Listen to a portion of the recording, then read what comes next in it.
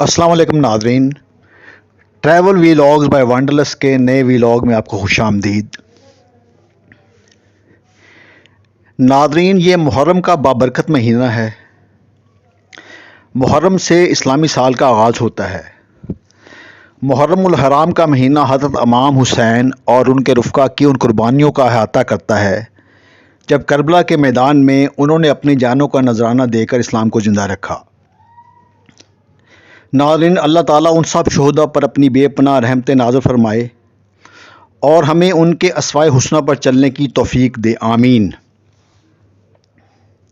ناظرین، میرا آج کا ویلاگ ہم سب کے ان دوستوں، رشتہ داروں، عزیزوں کی یاد میں ہیں جو اب ہمارے ساتھ نہیں ہیں، یعنی وہ دنیا سے چلے گئے ہیں، اور دنیا سے چلے جانے کے بعد اب انہوں نے کس جگہ کو اپنا گھر بنا لیا ہے، مسکن بنا لیا ہے، اس کے بارے میں میرا آج کا ویلاگ ہے۔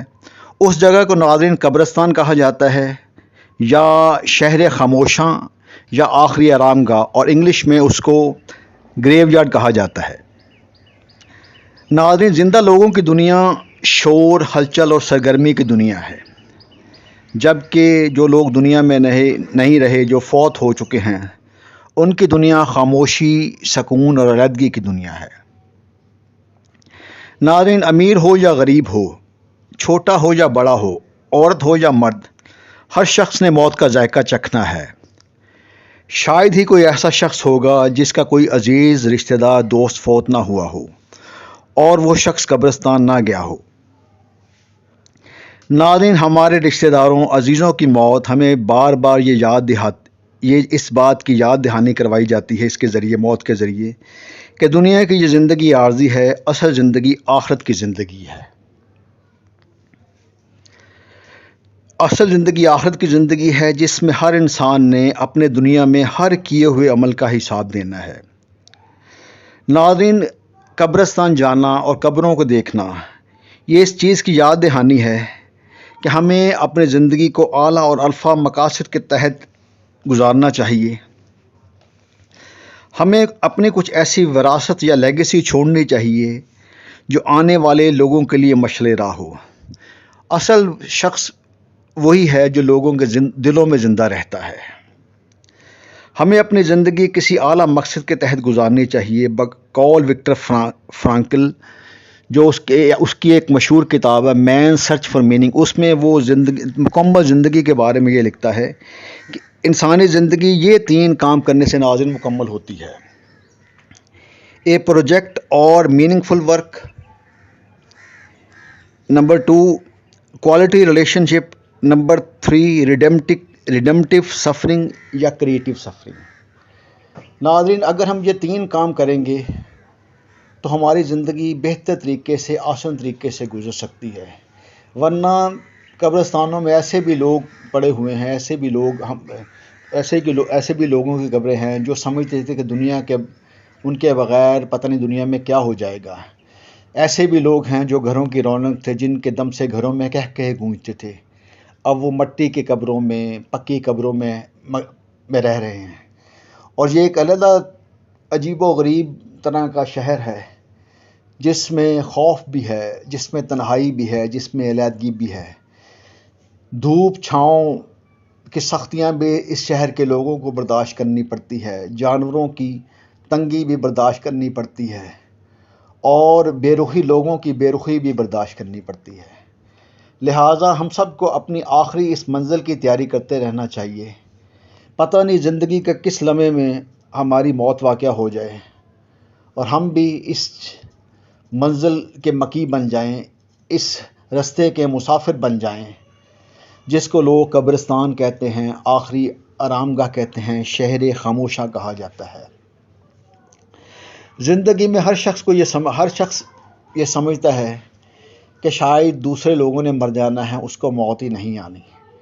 لہٰذا انسان کی یہ غلط فہمی ساری زندگی رہتی ہے، اور جب آپ قبرستان میں جائیں تو آپ کو یہ بڑا واضح ہوتا ہے کہ انسان کتنے غرور اور کتنے دھوکے میں مارا گیا۔